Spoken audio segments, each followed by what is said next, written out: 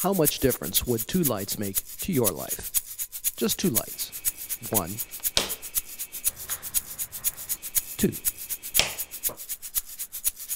If you live in New York, Hong Kong, or Sydney, the answer is probably not much. But if you live in a rural area of southern India, the answer is very different. In hundreds of villages, most people must rely on poor quality energy sources such as wood and waste and kerosene. Here, 2 lights can literally save your life.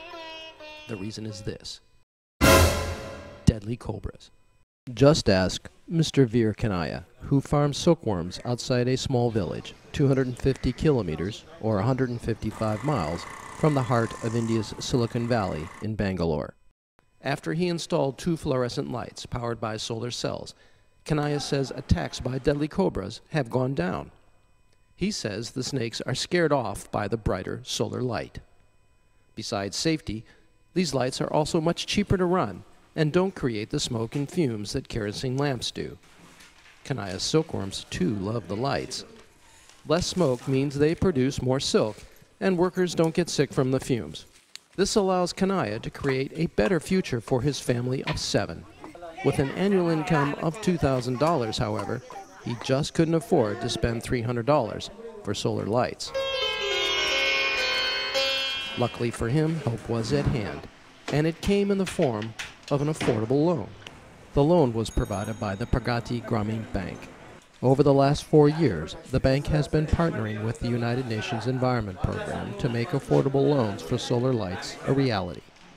By offering lower interest rates to customers and guarantees to banks, the UNEP Indian Solar Loan Program has been well received, as the chair of the bank, Mr. Nasaba Ramesh, explains. Especially rural areas suffered these frequent power breakdowns, power cuts.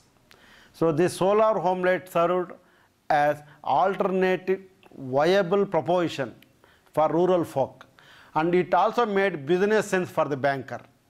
So far, UNEP's $1.5 million Indian Solar Loan Program, which is supported by the Shell and UN foundations, has financed more than 18,000 solar systems.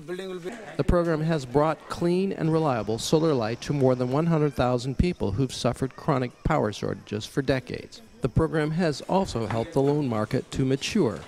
As it did, UNEP gradually withdrew its bank guarantees.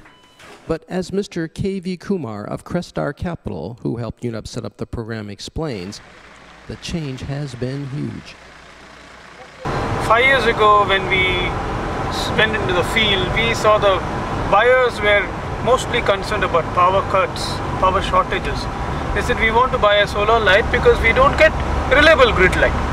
Today I find there's a whole change in attitude. They have seen how reliable solar lights are. They also realize that it is one very interesting way to save on energy costs. Power tariffs are not coming down. Inflation is rising. People are concerned about cutting costs. Another reason for the success of the Indian Solar Loan Program was the qualification of suppliers. They had to meet certain standards and maintain local service centers, giving both banks and customers much needed confidence. After all, as one banker put it, if the solar system stops working, the customer stops paying the loan. Selco is one of the most successful companies associated with the program. The company has already installed more than 100,000 solar light systems across India. One of Selco's most ingenious schemes was to design a solar charging station for these lamps that are distributed fully charged each evening to street hawkers. Just like the silkworm farmers, these merchants too no longer have to put up with smelly kerosene lamps. Today, 20 Indian banks with 2,000 branches offer solar loans, and UNEP is using this success to offer similar programs in Morocco and Tunisia. An extra light or two may not seem much to many in the developed world, but for Kanaya and thousands of others, they've brought safety, profits, and above all, a better quality of life. So how much difference would 2 lights make to your life?